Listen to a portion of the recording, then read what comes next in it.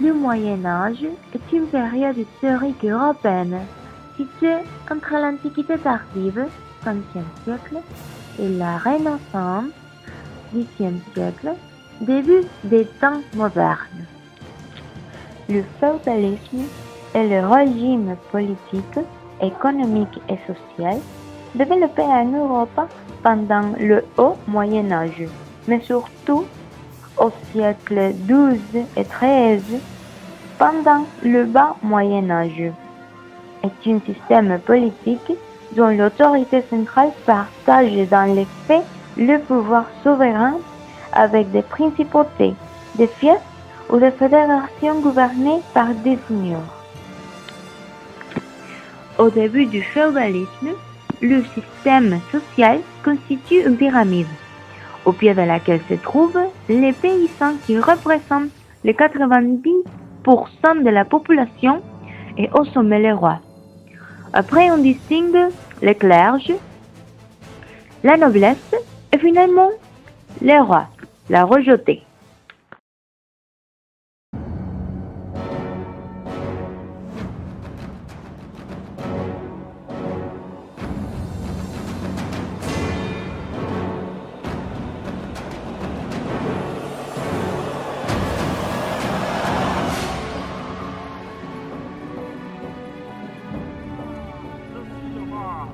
La plus haute autorité dans ce territoire.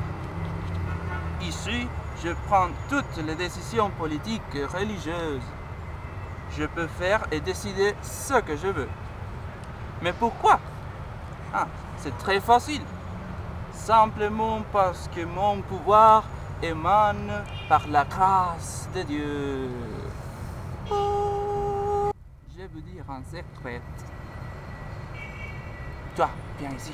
Toi, viens. Mon sang est différent du sang des gens ordinaires. Oui, c'est vrai. C'est pas rouge comme celle qu'il y a tout le monde. Elle est bleue. C'est pour cette raison que j'habite dans un grand château. Grand château! Oui, un grand château, très loin du peuple. J'habite là-bas avec ma famille royale, les nobles et bien sûr une représentation de l'église parce qu'ils sont vraiment mes amis. En fait, le pape est un bon homme. Oui, il est très sage et me donne des conseils toujours, surtout quand je dois prendre des décisions difficiles comme faire la guerre. Un jour, je vais donner toutes mes richesses et ce vaste territoire à un de mes chers enfants, que j'espère qu'il sache le garder et le protéger, parce que j'ai l'impression que ceux qui disent être mes amis, les nobles, ils veulent rester avec le pouvoir. Mais bon, pendant que je sois riche, je m'en fiche.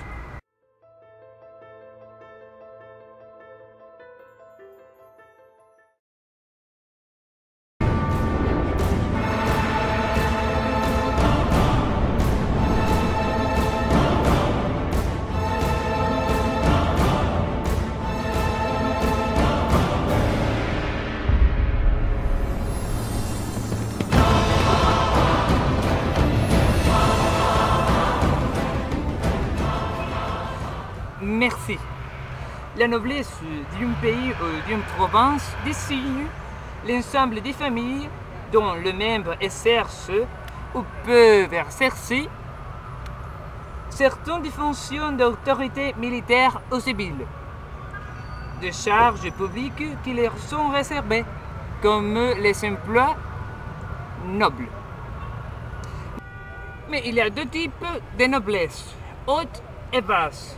La haute noblesse, à laquelle j'appartiens, elle est formée par les seigneurs qui possèdent les plus importants sites fortifiés de chaque royaume, et nous avons un pouvoir présémable à celle du roi.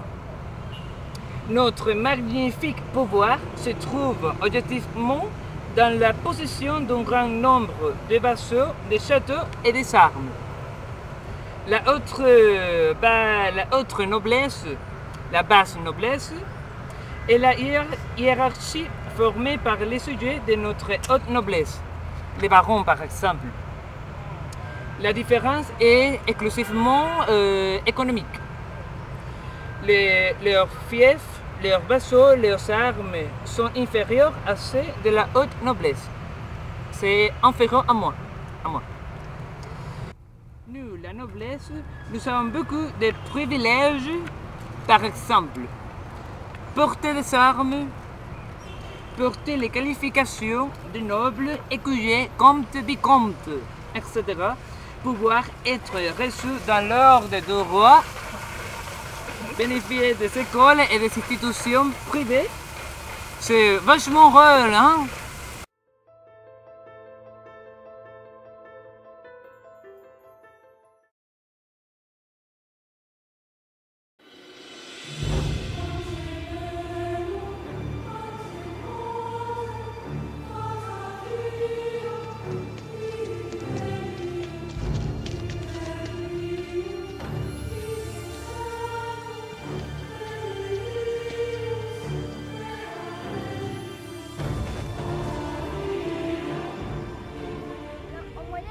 La plupart des habitants de la France sont des chrétiens.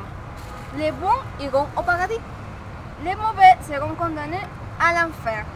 L'Église règle la vie des hommes, de la naissance à la mort. Elle leur rappelle de la permanence que l'homme doit tout faire pour gagner le paradis. Dans la société, nous sommes instruits. Nous enseignons dans les écoles et nous soignons les malades dans les hôpitaux. Nous, les clercs, aidons à améliorer les techniques agricoles et à défricher les forêts. L'Église enseigne à accueillir les pauvres, les voyageurs et elle sacre les rois. L'Église essaie de maintenir la paix. L'Église sacre surveille et juge les rois. Elle affirme que le pouvoir de Dieu est supérieur à celui des hommes. L'Église est riche.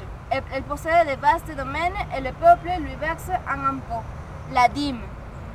Elle reçoit également des dons des fidèles. Partout dans les campagnes et dans les villes s'élèvent des églises, des cathédrales. Les évêques et les abbés mènent une vie aisée. Certains plus à leur richesse qu'à Dieu. Contre ces abus, certains moines décident de se dépouiller de leurs biens et se retirent dans les savanes.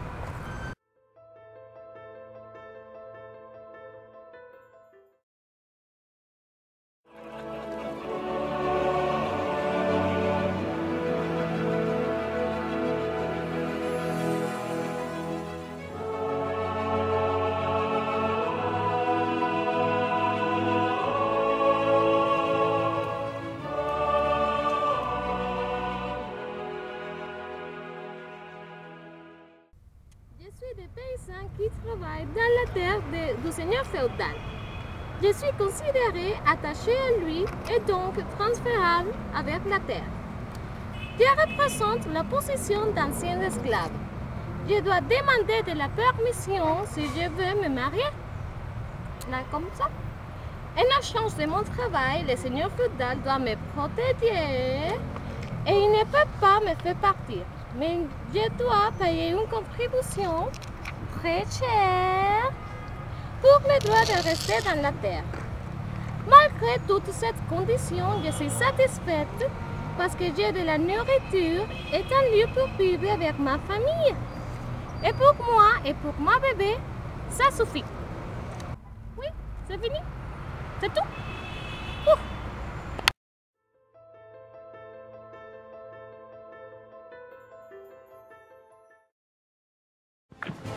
À cause du féodalisme, la bourgeoisie, une nouvelle classe sociale, apparaît. Cette classe regroupe les riches commerçants, les changeurs et les banquiers. La bourgeoisie devient très importante au cours du bas Moyen Âge. Donc, on va l'ajouter à la pyramide sociale. Entre les rois et la noblesse. Les nobles, le clergé et les seigneurs, ils perdent beaucoup d'importance dans la société comme conséquence, car les paysans n'ont plus besoin de leur protection. De plus, beaucoup de paysans quittent les seigneuries pour aller vivre en ville.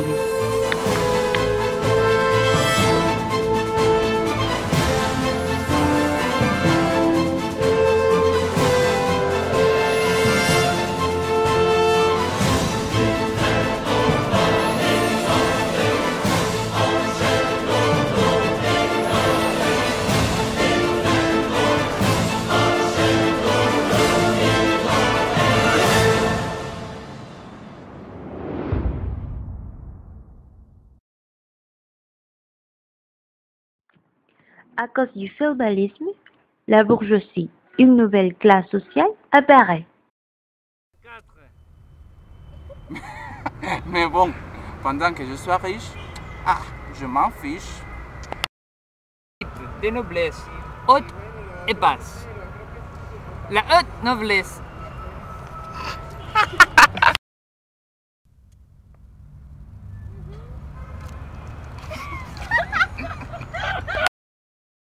Du seigneur féodal. Je suis considéré.